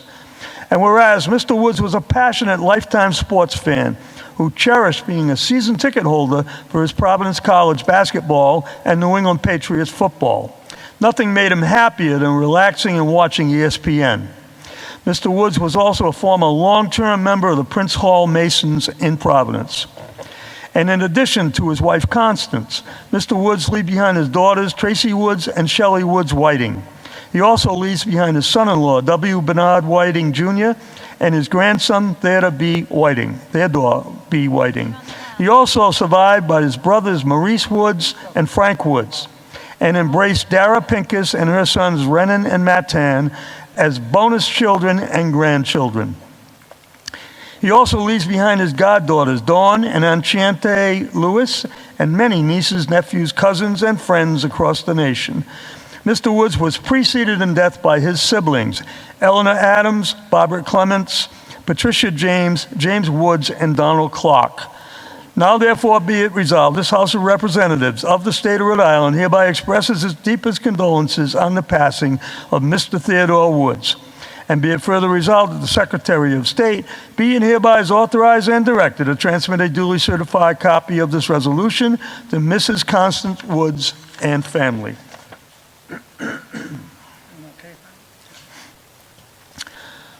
House Resolution proclaiming May 9th through 15th, 2021 as National Skilled Nursing Care Week in the state of Rhode Island, and thanking all nursing home workers for their tireless service and compassionate care that they provide. Whereas National Skilled Nursing Care Week, formerly known as National Nursing Home Week, had been held annually since 1967 and always begins on Mother's Day. The observance is sponsored by the American Healthcare Association in recognition of the important role skilled nursing centers play in caring for America's seniors and individuals with disabilities. And whereas, according to the American Healthcare Association's National Center for Assisted Living, there are more than 15,400 nursing facilities across the United States with approximately 1.3 million residents and 1.6 million workers. These 1.6 million nursing home workers consist of nursing assistants, licensed practical and vocational nurses, registered nurses, other healthcare and personal support occupations, business, administrative, and social services staff, food preparation and serving-related occupations, as well as numerous additional support workers. And whereas our dedicated skilled nursing center professionals work tirelessly and diligently every day to ensure that the frail, the elderly, and the disabled adults in long-term care receive the best possible care. And whereas the theme for this year's commemoration of National Skilled Nursing Care Week is Together Through the Seasons, which reflects on the incredible and overwhelming challenges faced by skilled care work centers and their personnel during the pandemic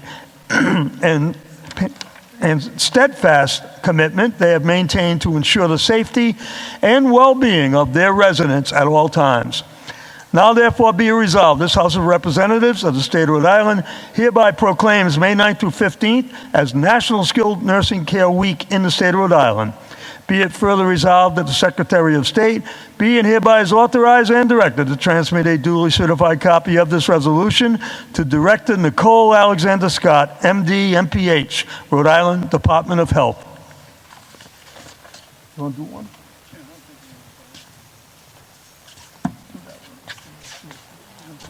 Is that the last one? Is that the last one or is there one more? No, that's the last one.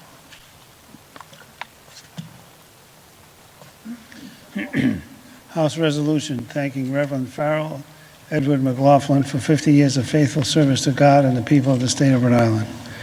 Whereas on May 22nd of 1971, Reverend Farrell Edward McLaughlin was ordained into the holy priesthood by then Bishop Bernard M. Kelly, Auxiliary Bishop of Providence. Over the next 50 years, Father McLaughlin guided parishioners in their walk with the Lord, celebrated the joys of life with them, and comforted them in times of sickness and tragedy. Whereas Father McLaughlin was born in Providence on August 12, 1944, the son of Edward McLaughlin and Angela Guerin. He attended LaSalle Academy, graduated from Our Lady of Providence Seminary in 1967 and St. Mary's Seminary in 1971. He was ordained in St. Joseph Church in Pasco, Rhode Island.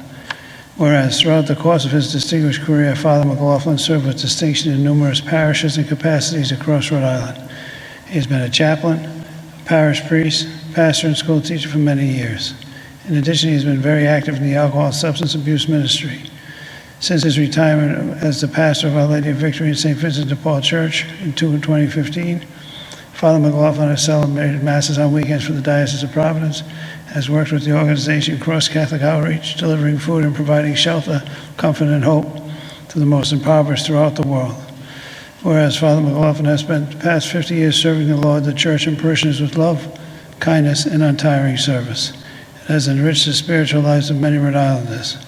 In joyous celebration of the 50th anniversary of his ordination, Father McLaughlin will be celebrating a Mass at the Church of St. Joseph's in Pasco, Rhode Island, on May 23, 2021.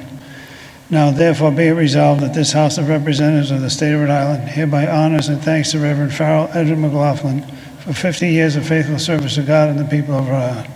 We moreover wish him good health and many more years of devoted service to his fellow man, and be it further resolved that the Secretary of State be and hereby is authorized and directed to transmit a duly certified copy of this resolution to the Reverend Farrell Edward McLaughlin. Good job.